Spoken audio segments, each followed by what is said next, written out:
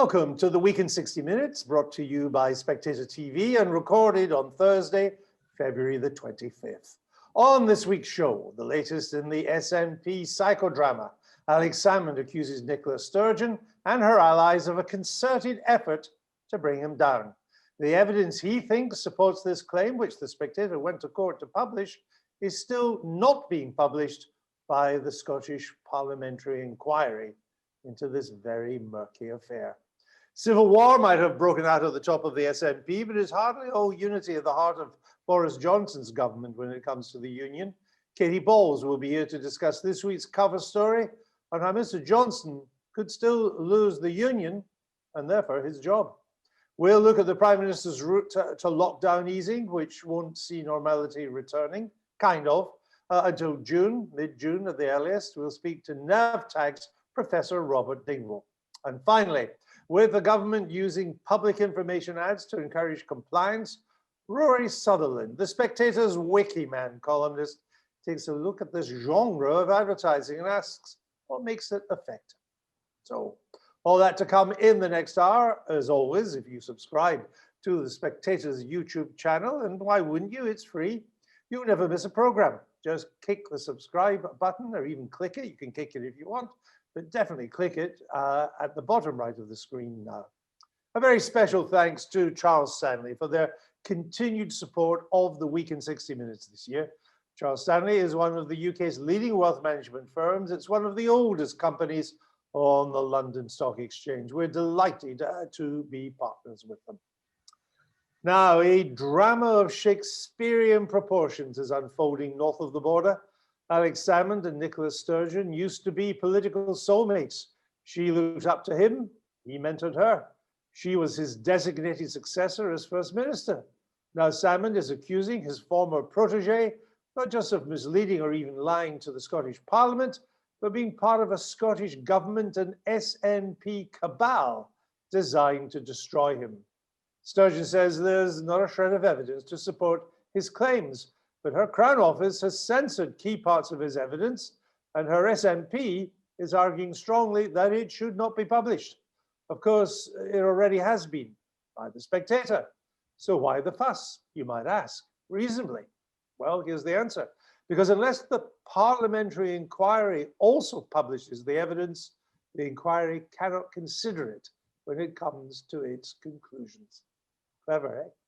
To break down the significance of this week's events, I'm joined by Fraser Nelson, the Spectator's editor, Katie Bowles, Spectator's deputy political editor, and Alex Massey, our Scotland editor.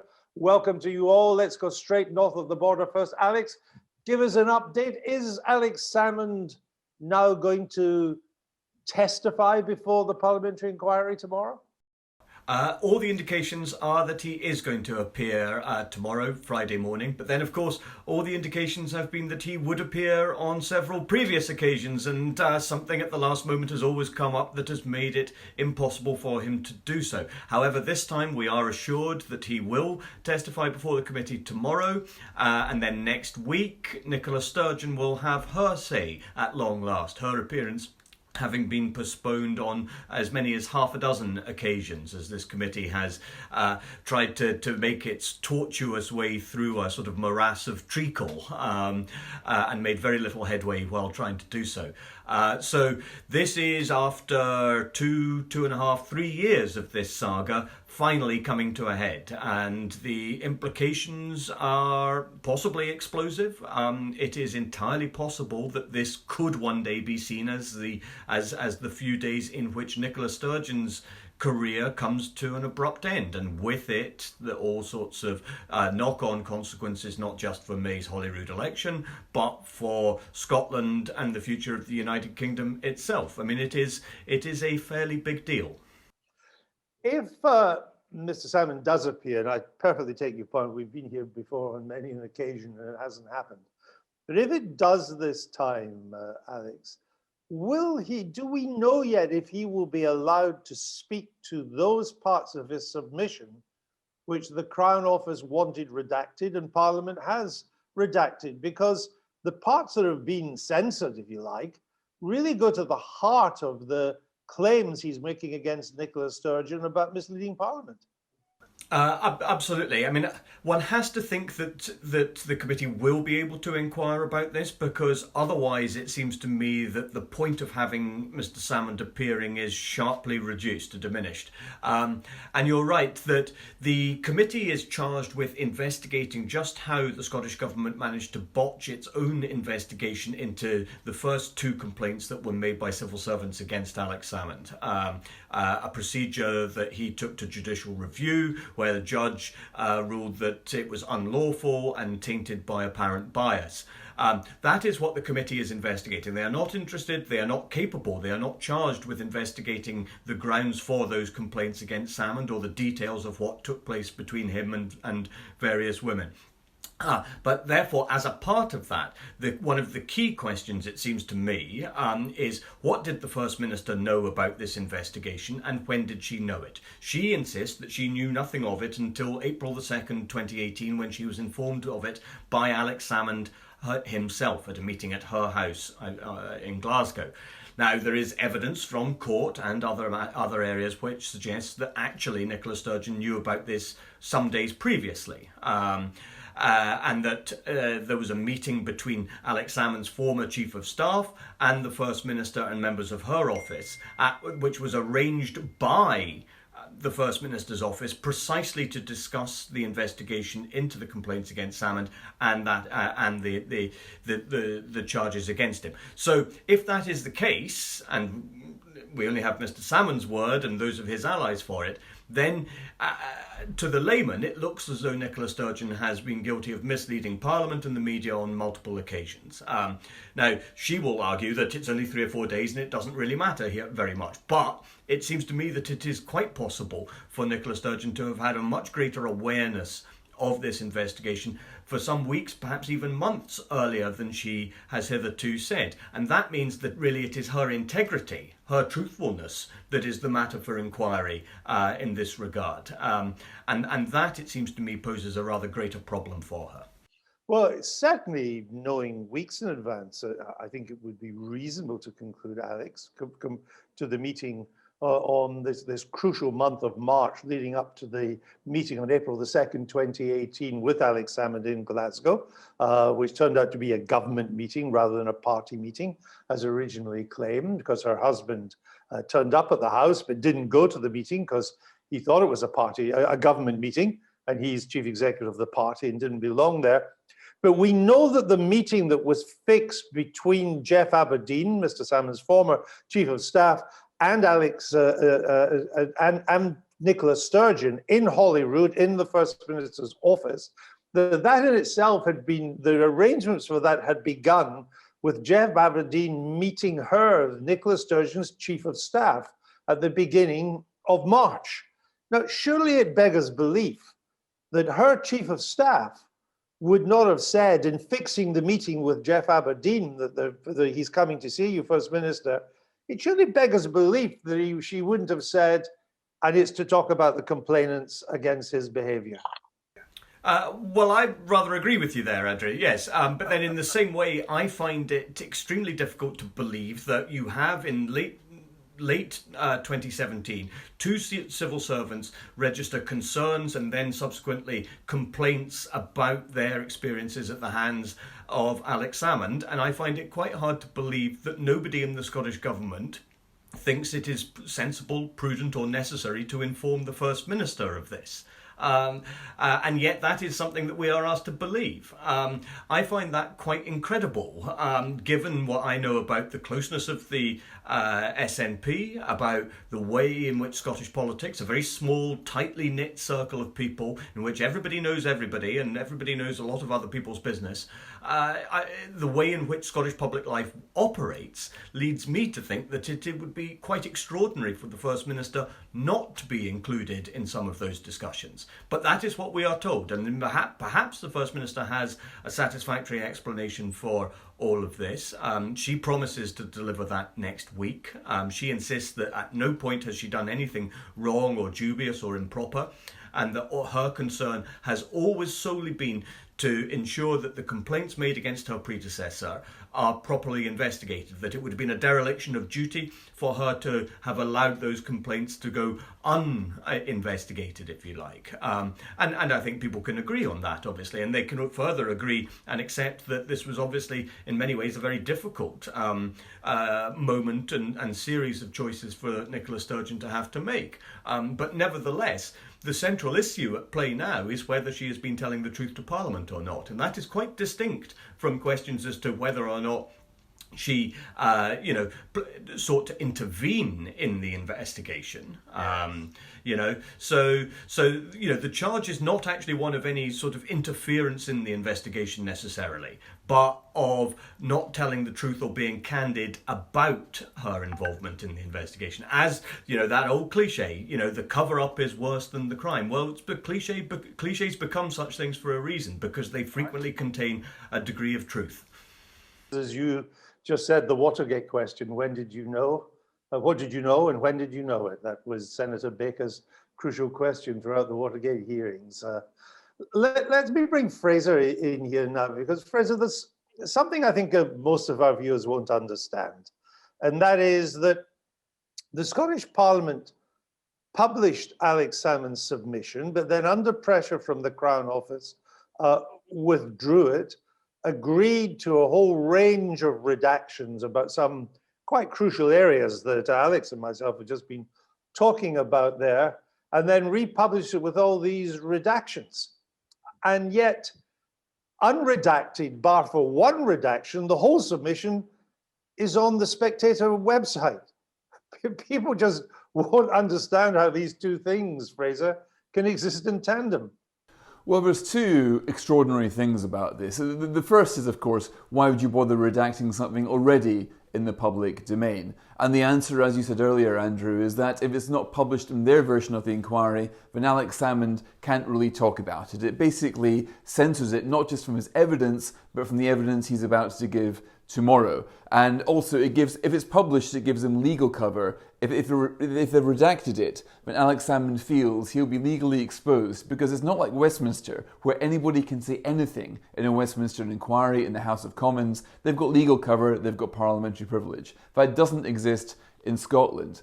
But the other extraordinary thing is that the Crown Office is giving instructions to Parliament in the first place. It's absolutely unthinkable that the Crown Prosecution Service down here in London would be telling the House of Commons what they can and can't publish, what lines of inquiry they should and should not pursue. They would regard it as incendiary if they would be given such advice from the Director of Public Prosecutions. Now, there's another point as well, which really comes to the heart of the kind of separation of powers issue here, that the Crown Office, which applied the pressure to the Scottish Parliament, has at its head the Lord Advocate, who's a member of Nicola Sturgeon's government, who has sat in several cabinet meetings with her. So here you've got a government minister in charge of the Crown Office giving the SNP's message, or the Crown Office is basically aligned with the SNP. Now, the reason, Andrew, that the Spectator went to the High Court was to clear up beyond doubt that there was no legal impediment to the whole story being told, to the truth being pursued. It cost us a fair amount of money going to the High Court and getting that advice, but you would think there that the Crown Office would have no real justification for saying to the Scottish Parliament, no, you've got to take away this and that for legal reasons, because the High Court, Lady Dorian, had made clear that there was no legal impediment. Yet, in defiance of the High Court, the Crown Office, run by a member of Nicola Sturgeon's government, has made this direction, and the Scottish Parliament has succumbed. So the question arises, and also with Watergate, the other question with Watergate was, if the American president is guilty of something, could he be investigated? Was democracy strong enough in America to really follow the truth wherever it left? The same question is being raised for Scotland now. Can the First Minister really be investigated? Or would she have little powers, levers she could pull that would thwart that investigation? Unfortunately, is looking very much like the latter. I must say, it is among many remarkable developments, the idea that the Crown Office, in our case, when it appeared before Lady Dorian, I think probably the second most senior judge in Scotland, about our case, it raised no complaints about us continuing to have posted this Salmond submission, minus the, I think it was paragraph 26 that they wanted out. We took that out.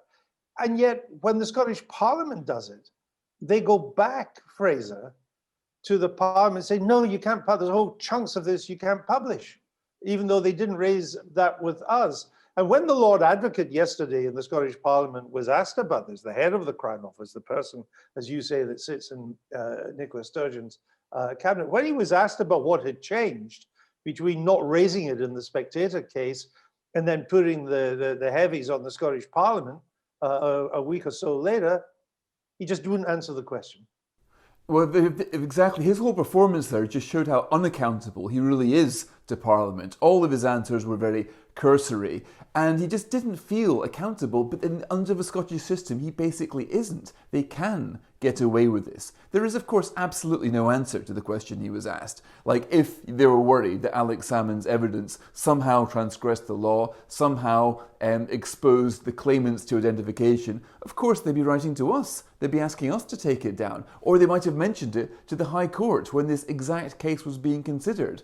But right now, the Crown Office can act not only with impunity, but without any accountability. They don't even feel compelled to answer the questions when they're in Parliament, because the wiring of devolution is such that the executive, that whoever's in power, has got incredible ability to do pretty much whatever they want.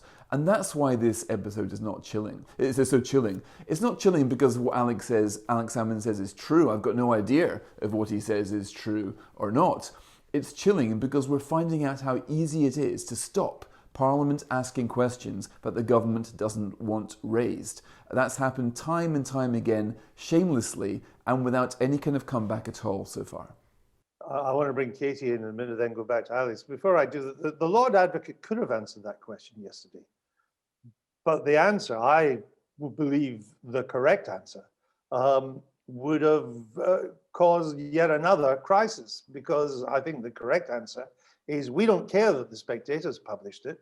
The important thing is the Scottish Parliament doesn't publish it or doesn't publish the redactions, because that means the inquiry cannot question Alex Salmond about these redactions, cannot question Nicola Sturgeon about the bits that are redacted, and cannot take them into account when it comes to making its conclusions. And yet that part that was redacted is crucial to Alex Salmond's claim that the First Minister misled Parliament. But it's not there in the Scottish Parliament, and my understanding is can't be discussed. Katie, let me bring you in. Alex quite rightly said, in a sense, there are two main criticisms Alex Salmond, or accusations Alex Salmond makes of Nicola Sturgeon. One, that she lied to, or at the very least misled, the Scottish Parliament over the Watergate question, what did you know and when did you know it?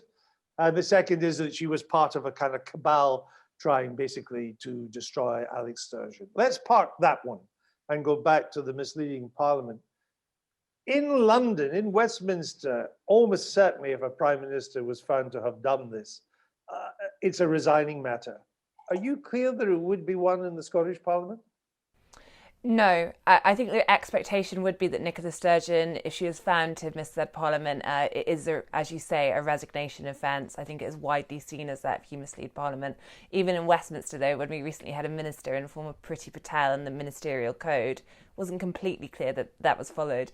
But I do think if you speak to figures in Scotland, Scottish Conservatives, they think this is becoming increasingly damaging for Nicola Sturgeon. But do they think this is going to be the end of her career?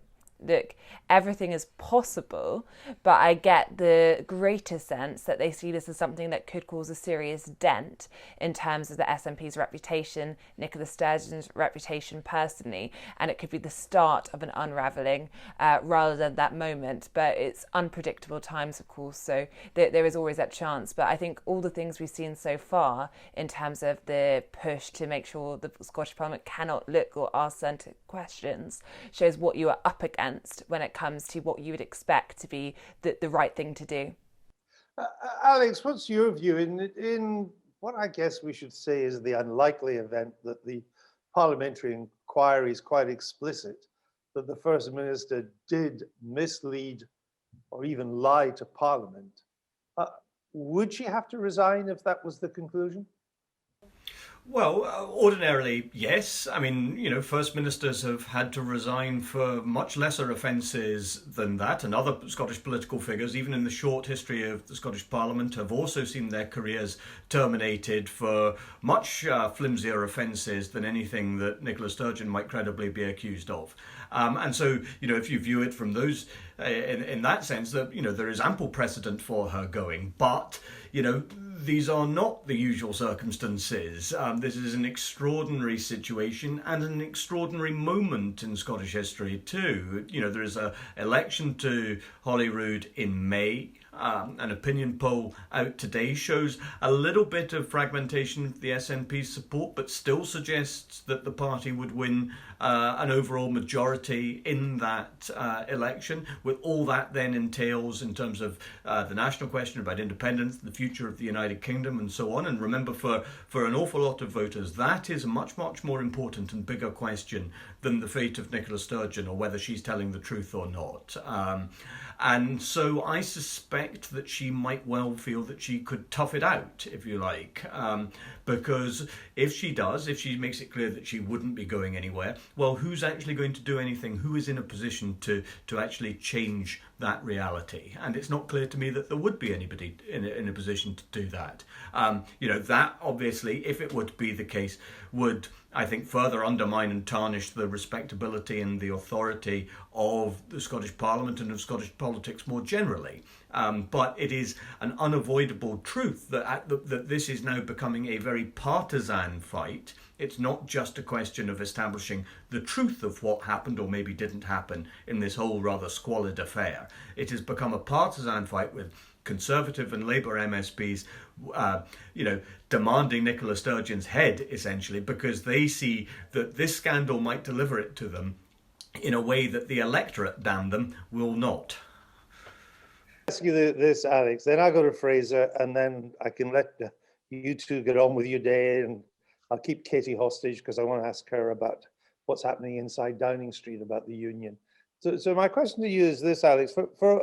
For a lot of this story, and as you began by saying, it's been around for a long while, but it's been very much a kind of Holyrood bubble story. It hasn't had huge cut through to the general public, partly because the Scottish media has been curiously reluctant to do much about it. Am I right to detect that that's changing a bit now, that the Scottish media is doing a lot more on this, and that it is because Mr. Salmond and Nicola Sturgeon are now at daggers drawn publicly, attacking each other publicly, that it's beginning now to have cut through to the wider electorate? I think on that latter point it has to, because you suddenly see the BBC taking an interest, you see the London broadsheets taking an interest, having largely ignored this story for 2.5 years. Plenty of people in Scotland have obviously been writing a lot about it over the last period of time, but it has been difficult for the story to get much cut through, partly because it is very complicated. There isn't necessarily a single soundbite charge to be levelled against Nicola Sturgeon until Alex Salmond supplies it, but then his charge against her is so extraordinary it involves the complete corruption of almost every facet of Scottish public life. If true, it would be truly monstrous, but it is such a large claim that I think plenty of people will think, well, could that possibly actually be true? But nevertheless, this is now bubbling up. It is unavoidable, partly because you finally have the pair of them, if you like, getting in the ring together, like a boxing match that has been scheduled or rumoured for a long period of time without ever actually quite being made. Now it is being made, and so now is the time for people who haven't been paying attention for the last couple of years, and I understand why they might not have been, because plenty of other things have been happening in the world. I mean, we have had this pandemic thing, but now is the time for even people who have not been paying attention up until now to actually do so, because it is a proper heavyweight contest. And Fraser, my final question to you. I mean, Westminster hasn't even been a spectator in this. It's largely ignored it until perhaps the past couple of weeks. I mean, I noticed Liam Fox, Scottish, but Tory representing an English constituency, raising it in the Commons yesterday, saying the Scottish devolution system was created by the House of Commons, by the Westminster Parliament. So don't we have any say over what is going on there? Don't we have any powers of scrutiny or oversight? I thought that was interesting. And I wrote in an article that, you know, if Texas was behaving in this sort of way, the US government would have sent in the feds by now to look at First Amendment rights breaches and various other things. I mean, is Westminster getting more interested, Fraser? Yes, and what I thought was particularly interesting was the reply that Liam Fox got from the then Deputy Speaker, Eleanor Lang, also a Scot. She was saying that yes, this House, the House of Commons, is always concerned about keeping up the standards of democracy, a hint that the House of Commons as an institution might well take an interest in its creation, the Scottish Parliament, to see if things have gone wrong there. Now, you can see this as a theme amongst not just the Scots in Parliament, but all ministers. They're working out that if they cared about the UK as much as the SNP cared about Scotland, they should, of course, be feeling the pain of the nervous system of an island. If something goes wrong in Scotland, it should absolutely resonate in Westminster. Now, Katie reveals in her cover piece for this week's magazine that there are now plans to use powers seen at Brexit for the UK government to go into Scotland and start to sponsor more things directly. For example, it could say, okay, there's huge drugs deaths in Glasgow, so maybe we can work with the Glasgow Council to come up with more treatment centres. So the council would appeal directly to Westminster for funding it might not get from Edinburgh. And in that way, the UK government can be a little bit more a UK government, rather than seeing Scotland as a foreign country of which it knows little and understands less. Well, let's see if they do. I think it's now got their attention in the way it didn't have even 2 or 3 weeks ago. Fraser, Alex, I know you're both busy. I'm going to let you go, but I'm going to hold on to Katie for just a little bit more, because Katie's done the cover story of The Spectator this week, and it's about what's been happening inside 10 Downing Street vis-a-vis the union. You would think, perhaps, that with a kind of civil war going on in Scotland at the very top of the SNP, that would be good news for the unionist cause. And in theory, it probably is a bit. However, Downing Street's been having its own civil war over how to keep the union, how to handle the SNP, how to put the cause for the union. And Katie has written about that. Tell us more, Katie, because it would seem that there's actually been deep divisions in Downing Street over how to meet the nationalist threat.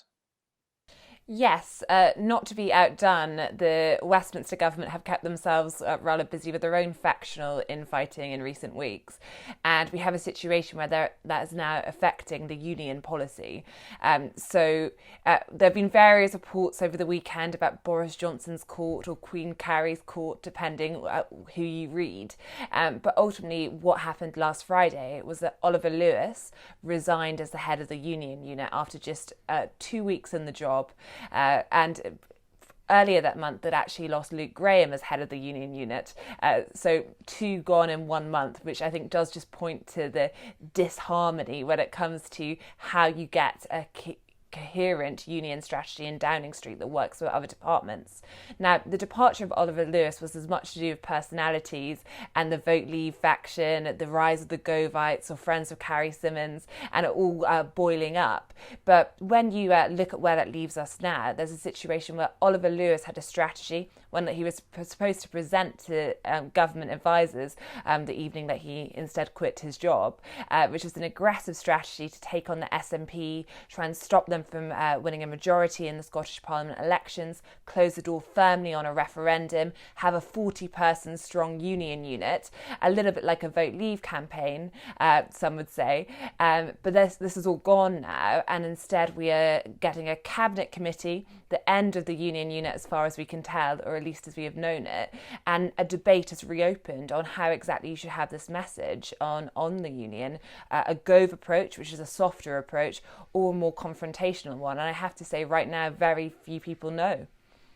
So despite this change of personnel, I understand there's Oliver Lewis that you write about in the cover story, who was meant to be heading up the sort of the union unit. He was only in the job for 2 weeks or something. There was, as you say, this disagreement.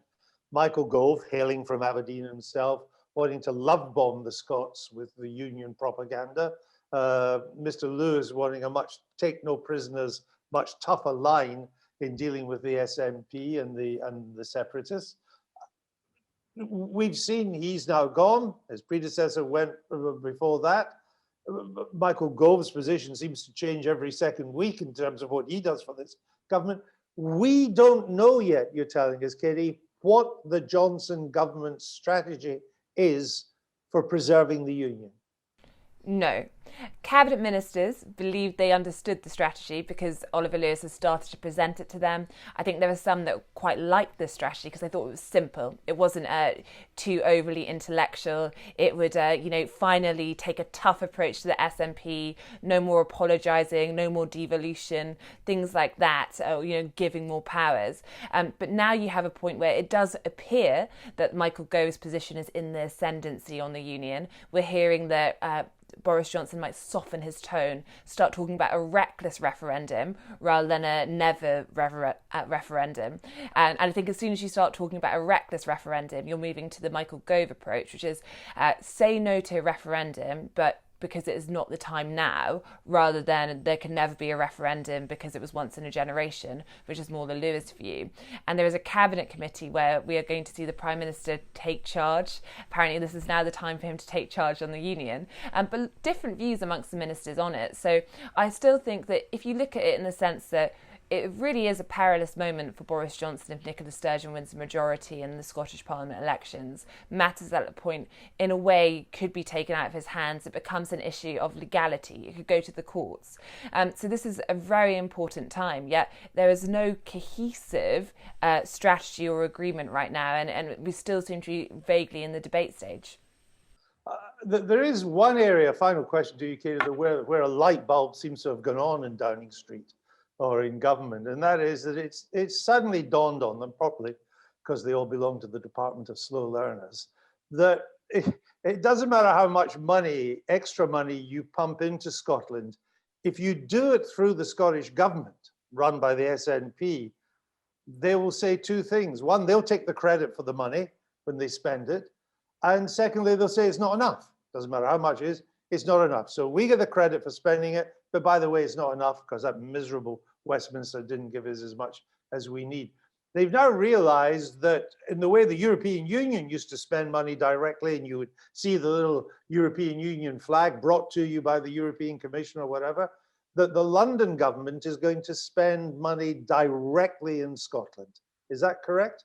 Yes, and this is an area where there is broad agreement, but again, a disagreement on tone. But ultimately, special powers from Brexit, from the internal market bill, mean that one idea that Boris Johnson is very keen on is the idea of local councils being able to apply directly to Westminster for funding for projects. And as you say, you cut out the Scottish Parliament, but it's not so much a power grab, though it could be accused of this because it's an additional thing.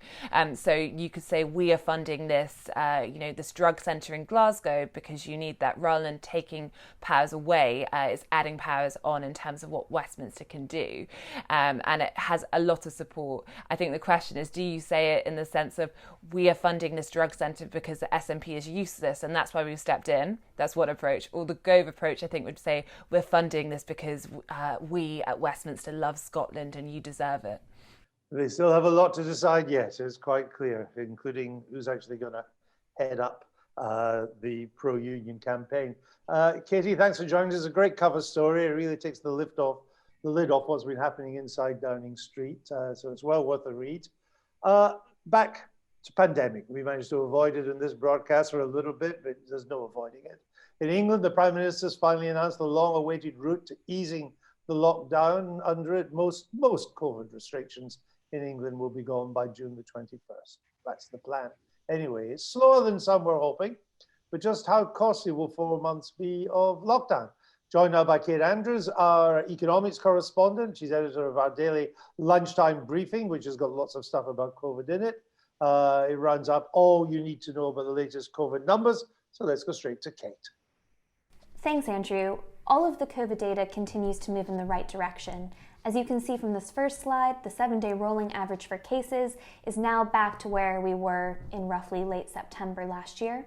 Hospitalization admissions are down to where they were in early December, as England was coming out of its second national lockdown. And the rolling 7-day average for deaths is back to the level that we saw in early November last year. Now, in the wake of these plummeting figures, the Prime Minister announced England's roadmap out of lockdown, and it can be described as a cautious pathway out of these COVID restrictions over the next 4 months. While schools head back on the 8th of March, the rule of 6 outside is still over a month away, with other key dates down the road as well, including the 12th of April for non-essential retail and hospitality outdoors to reopen, the 17th of May for indoor hospitality, and then the big date, the 21st of June, in which we're hoping to see socializing and life events be able to go back to normal, restrictions lifted, but there are some big caveats here, including several reviews, one around social distancing measures, which will have a huge impact on business depending on which way that goes, and the other around the use of COVID certificates, which I think is a fancy way of saying domestic vaccine passports. Now, this pathway has been made possible, as the Prime Minister said, by the vaccine factor. Despite slowing down over the past few days, the UK's rollout of vaccines continues to storm ahead, consistently ranking in the top 5 countries in the world for rate of population vaccinated. And it's thought that this rollout is going to pick up in the coming weeks when more supply is expected to manifest. If and when all this data continues to move up and down in the right directions, more pressure is likely to mount on Boris Johnson, especially from his own party, over his roadmap timetable. He promised that it would be driven by data, not dates, so some are already asking why that doesn't include moving the timetable forward if the data proves really positive. So here are some of the graphs that those eager to reopen faster will be pointing to. Despite having a relatively low rate of COVID infections right now compared to the rest of Europe, the UK is under one of the strictest set of COVID measures. For many people, some, especially on the Prime Minister's backbenches, this doesn't quite add up with the data, especially with such a successful vaccine rollout, which has 1/3 of the adult population in the UK, including the elderly and the most vulnerable, having already received at least one of their jabs. Furthermore, there are trade-offs that lockdown has always presented, including the impact on non-COVID health problems, the education of young people, mental health, and much more. And this map here illustrates the excess mortality rates among the under 65 in Europe, who we know are much less likely to die of COVID-19.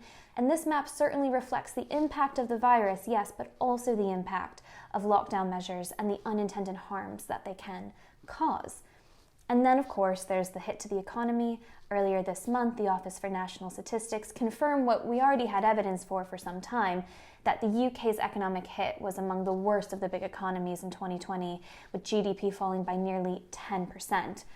And we expect to see another dip as we get figures for Q1 this year, reflecting the lockdown that we are currently in. So the Chancellor has a lot to think about and more in the budget next week, but we'll have a lot more information next week for our budget special right here on Spectator TV. For now, back over to you, Andrew. Don't miss that Spectator TV special next week on the budget, and there'll be lots of online coverage next week as the budget unfolds as well. Let's turn now to Professor Robert Dingwall. He's a sociologist at Nottingham Trent University. He knows a thing or two about how you respond to pandemics. He's advised the government on pandemic response for many years. He sits on NERVTAG, that's the government advisory group on new and emerging respiratory virus threats. He's appearing today in a personal capacity. We're delighted to welcome him to Spectator TV. Professor Dingwall, is the government not right to be a bit cautious about coming out of lockdown so that we don't end up back in it or we don't meet the unknowns? What's your overall view of the strategy? Well, I find it rather puzzling that the government has spent a great deal of money on purchasing vaccines, rolling vaccines out, that we have very clear evidence from the clinical trials and from the experience so far, and from the published work from Israel about how extraordinarily successful the vaccines are at reducing deaths, reducing hospitalizations, and generally transitioning the infection to somewhere comparable with the other 30 or so respiratory viruses that have afflicted humanity since forever. And yet we don't quite believe it. The data are there, the data are baked in, the improvements are rapidly coming through the system. And yet we have this continual insistence on, well, things might go wrong, we should be doing this just in case, we cannot possibly be too cautious, without really taking account of all the collateral damage that's being done. Your slides just there pointed to the excess deaths from cancer, heart disease, other conditions. They pointed to the economic damage. There's all the damage that's been done to children and their education. We should really be attempting to move as fast as is reasonably practicable, rather than thinking, well, we must drag everything out until the very last person who wishes to be vaccinated has been vaccinated and has had another 2 or 3 weeks to acquire immunity, and another 3 or 4 weeks until we've crunched all the data.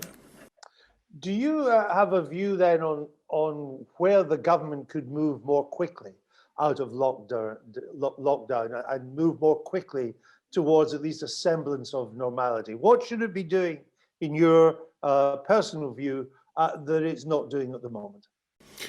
Well, I think we could be moving much faster once the first phase of the vaccination programme is completed, somewhere around in the second half of April. By that time, we've taken out 98% of the mortality risk, almost as much of the severe illness risk. There's a little bit more in the over 40s, the 40 to 50-year-olds, but that could be mocked up fairly quickly. So we're then saying, well, why would we lock up a low-risk population for the summer, rather than thinking about the maximum number of restrictions that we can remove early in May?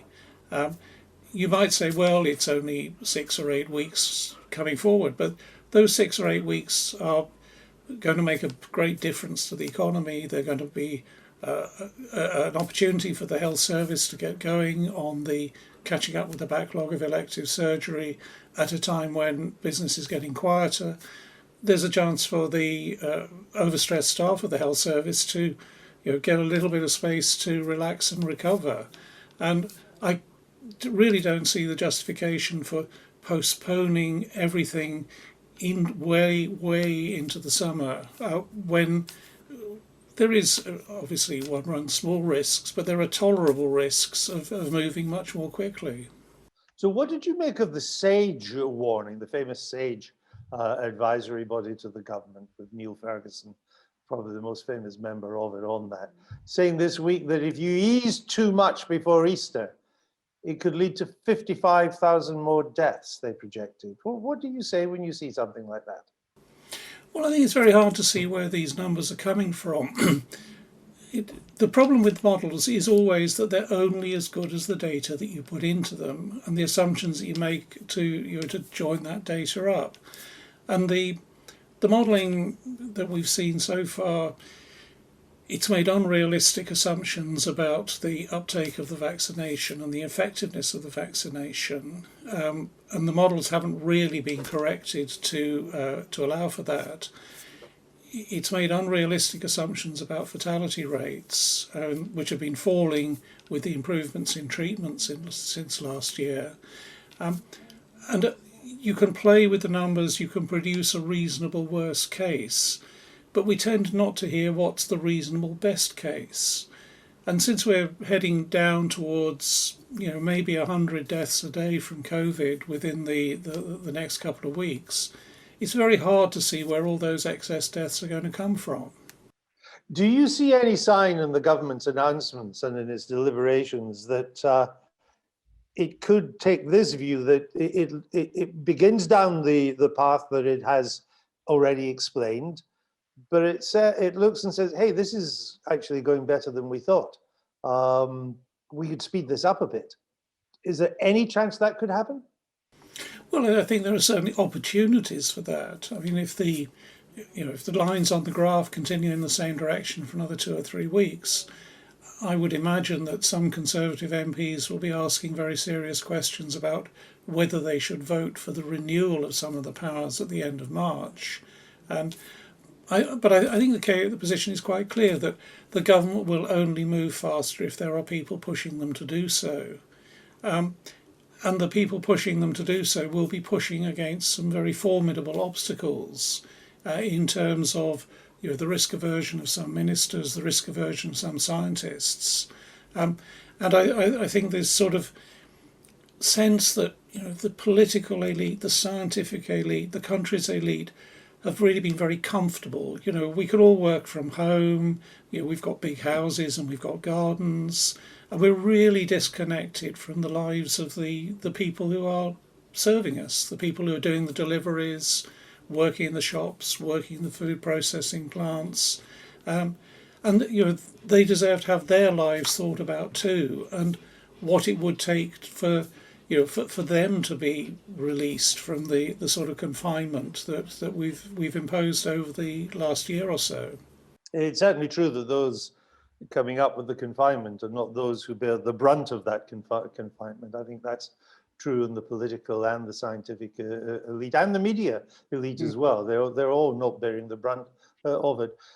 My guess would be that the Prime Minister's instincts would be to listen to you rather than to other experts, but he's overcome by what I would call the precautionary principle, that as a politician, it's better he is overcautious than takes what might be seen as a bit of a gamble with the kind of advice you would give. Well, I think it's one of the interesting things, Andrew, is that phrase precautionary principle has been used so incorrectly all the way through. I mean, when it was originally coined in the 1990s, I was doing work on this in connection with genetically modified crops. The precautionary principle says basically you don't do stuff unless you've got a very thorough appraisal of the potential harms as well as the potential benefits.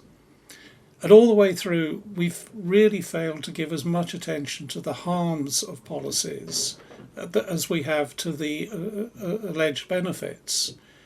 So we've never really had this sort of balanced look at what is happening to society, to the economy, to the mental health of the people as a result of the various control measures.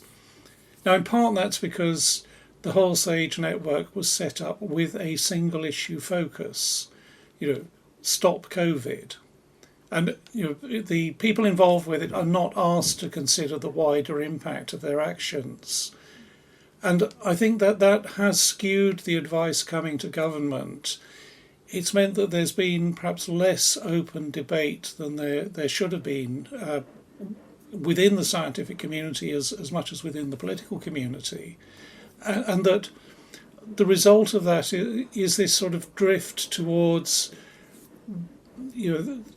if the objective is curbing COVID at all costs, then in a sense all costs become justified. And what people like me, I suppose, are trained to do as sociologists is to put COVID into a context, to say that there's a societal pandemic here as well as a biomedical pandemic. And that societal pandemic looks a bit different, and it should point us towards a rather different approach to the policies, which has a more, perhaps a better balance between the intended and the unintended consequences. It's what we in economics would call a full cost-benefit analysis of the whole policy. Professor, we'll leave it there. I know you've got to get away. You have a busy day. Well, thank you for putting your case so coherently and giving our viewers something to think about, different from what they're hearing from government. Professor Dingwall there. Thank you for being on Spectator TV. Now, older viewers, I'm told we've got a few, you might remember things like the Tufty Club, the Green Cross Code, public information campaigns from the 60s and the 70s, teaching kids like me at the time, everything from how to cross the road to taking rubbish with them. In other words, not to litter. You know what I'm talking about? Some of you won't. Have a look at this. Stop. Then stand on the pavement near the curb and look all round for traffic. And listen. I hear a noise, says Bobby.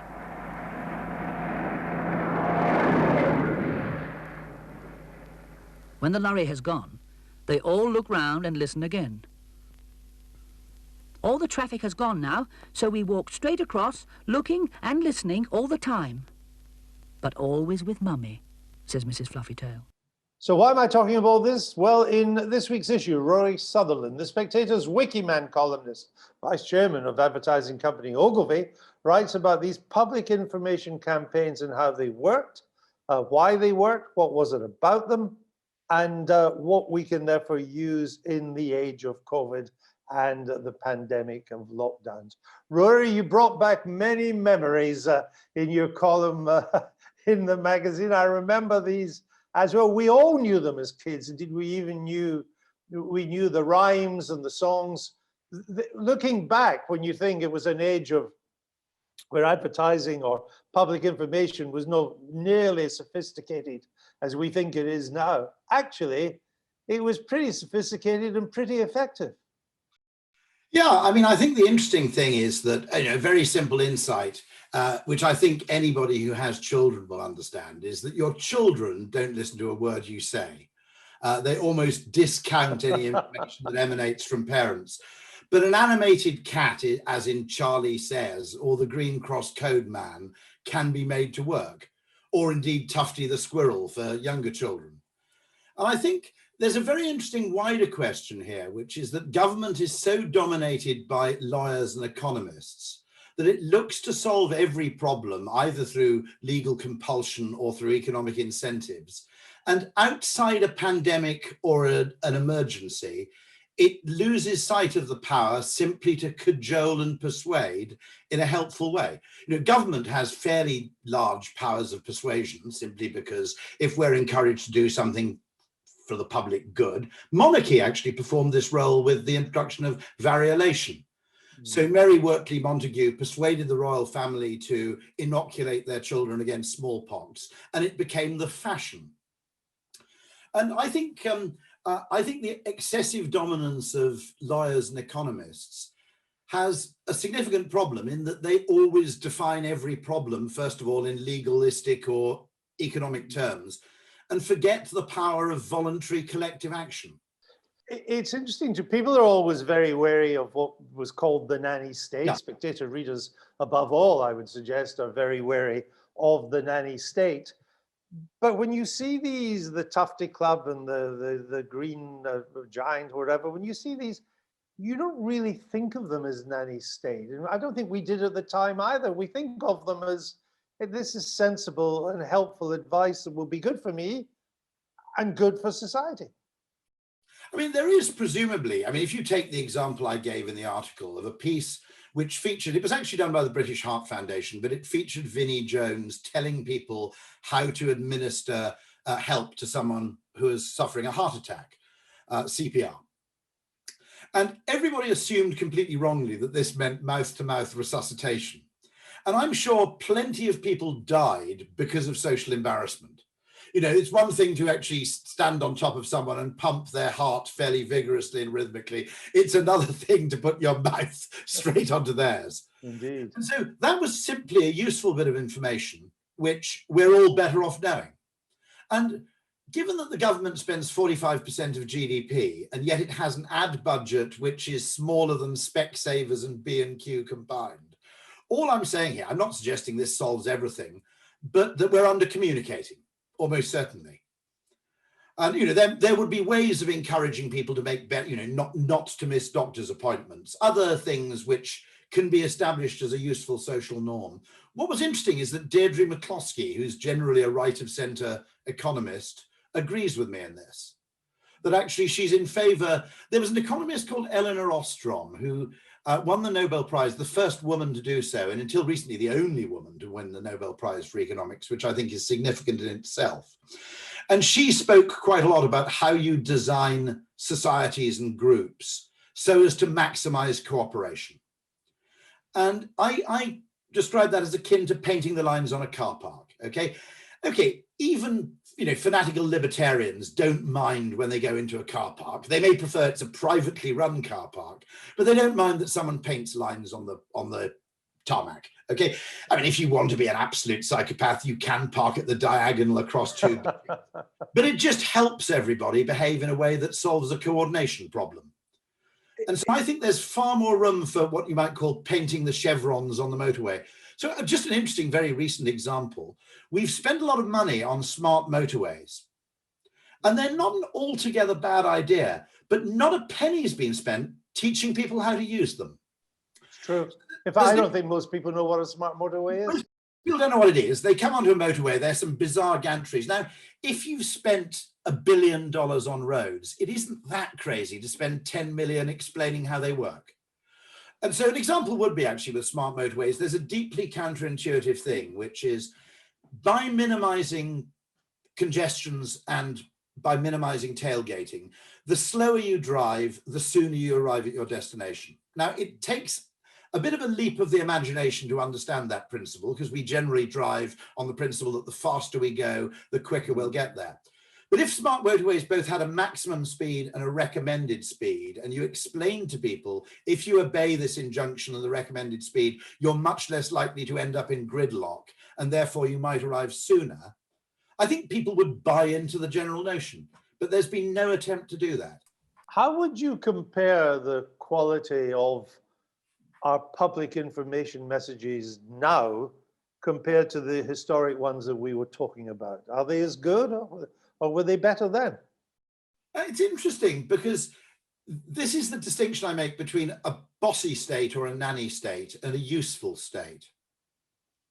Now, I'll give you a little example. You may not have thought of this, but when you go on holiday, you may leave your car keys somewhere in the hallway. And one of the biggest forms of theft now, and the police particularly hate it because it counts as 2 crimes, is people break into homes when people are on holiday. Not worth stealing their television anymore. There's eBay. No. Second-hand electrical equipment is worthless, okay? But they steal the car keys, and the next thing is the car's on some ship to Turkey or Russia or something. Now, if you could simply tell people and remind them when they go on holiday, hide your car keys. Now, you don't need everybody to do that, okay? If 30, 40, 50% of people start doing it, that crime is no longer worth committing because you've now got to break into 15 homes to find 1 set of usable car keys. And so there's an awful lot of improvement we can make on the margin. Now, the problem with only using economics and only using legal compulsion is quite often there are unintended consequences and the law ends up hurting as many people as it benefits. I'm very uncomfortable about putting the price up on cigarettes because the remaining, what you might call, the remaining hardcore smokers tend to be disproportionately poor. Yes. Yes, it will work, but at the price of impoverishing families. So that would be an example where the economic approach might end up actually punishing as many people as it benefits. And so we've got to be really alert here. And actually, at some level, there are many, many things where you just have to operate at the margin. And so, Rory, just finally, we're coming out of the pandemic, we hope. Some think it should be quicker. Others are happy to go at the speed the government has outlined.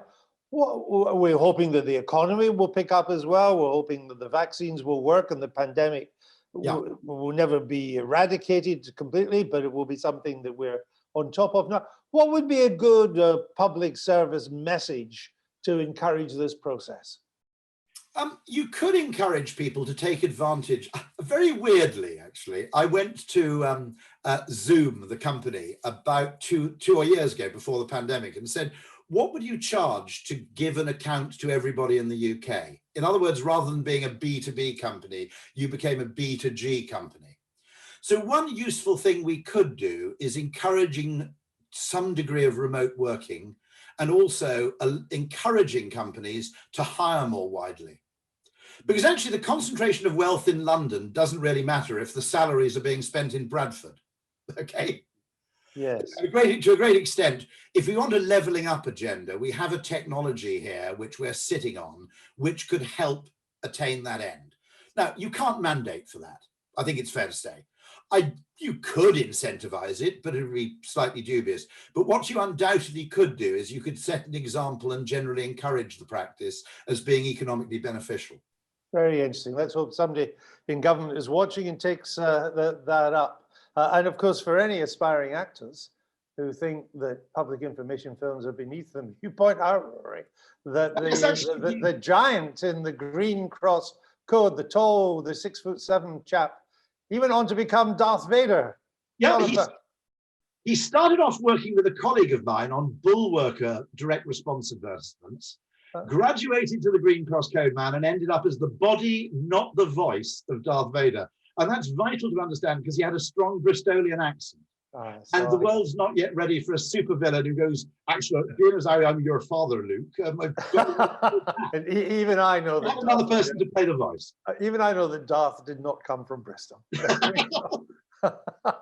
Rory, great to have you on Spectator TV. Thank you for your column this week. Great stuff. That's it for this week. Thanks to all our guests. And again, a very special thanks to our sponsor, Charles Stanley, for sponsoring the Week in 60 Minutes here on Spectator TV. Charles Stanley is one of the UK's leading wealth management firms, one of the oldest firms in the London Stock Exchange. As always, send us any thoughts you may have, spectatortv@spectator.co.uk, and join us again next week. Bye-bye.